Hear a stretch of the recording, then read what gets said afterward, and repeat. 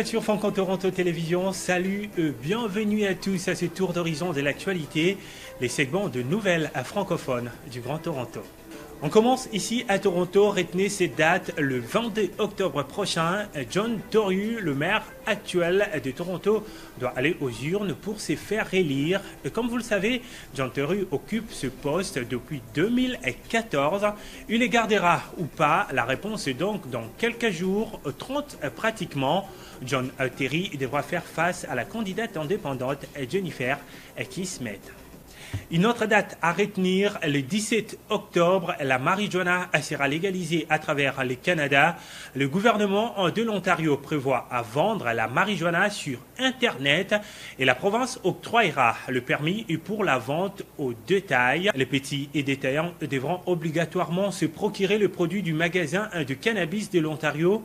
L'âge légal pour le consommer est 19 ans. Les usagers pourront cultiver 4 plantes par foyer et ne pourront fumer dans le lieu public et dans leur voiture. Si l'accord de libre-échange nord-américain se poursuit entre le Canada et les États-Unis, on le sait, le Mexique a presque signé son accord avec les Américains et le président Donald Trump envisage de signer le traité sans le Canada en temps réel. L'équipe de la ministre Chrystia Freeland a jusqu'au 1er octobre pour conclure. Autre titre d'actualité, environ 1500 résidents ont manifesté leur désarroi depuis l'incendie du 21 août dernier. Les locataires ont perdu accès à leur résidence. Ils veulent que le propriétaire entame des actions précises qui leur garantissent des dommages et intérêts et une date de retour à leur résidence. À ce sujet, le maire John Tory a remercié la participation de la population, la Croix-Rouge et les donateurs privés ont aidé plus de 300 enfants pour la rentrée scolaire. Pour les citoyens qui veulent aider les résidents du 650 à Parlement à surmonter ces tragédies, et veuillez téléphoner à ce numéro qui s'affiche au bas de vos écrans.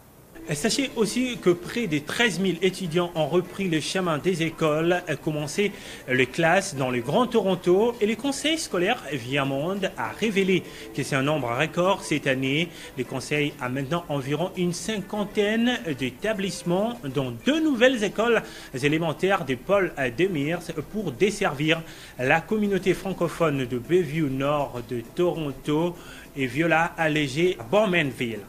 Eh bien, pour chuter en dehors de nos frontières, des graves inondations sont redoutées dans l'État américain de Caroline du Nord avec l'arrivée vendredi de l'ouragan Florence à rétrogradé en catégorie 1 pendant la nuit.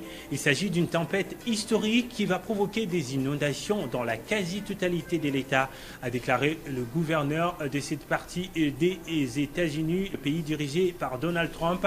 Sachez que l'ex-directeur de campagne du président américain, Paul Manafort, a accepté de plaider coupable de conspiration contre les États-Unis et d'entrave à la justice dans le cadre d'un accord avec le procureur spécial dans l'enquête russe, enquête que vous le savez qui se déroule sur une éventuelle ingérence de la Russie et dans la présidence américaine de 2016 et une possible collision entre l'équipe Trump et Moscou. Voilà, c'est la fin de cette session d'actualité. Nous vous demandons de rester donc branchés à nos antennes. N'hésitez pas à nous contacter pour des remarques et soutien à ce numéro, mais aussi à cette adresse mail.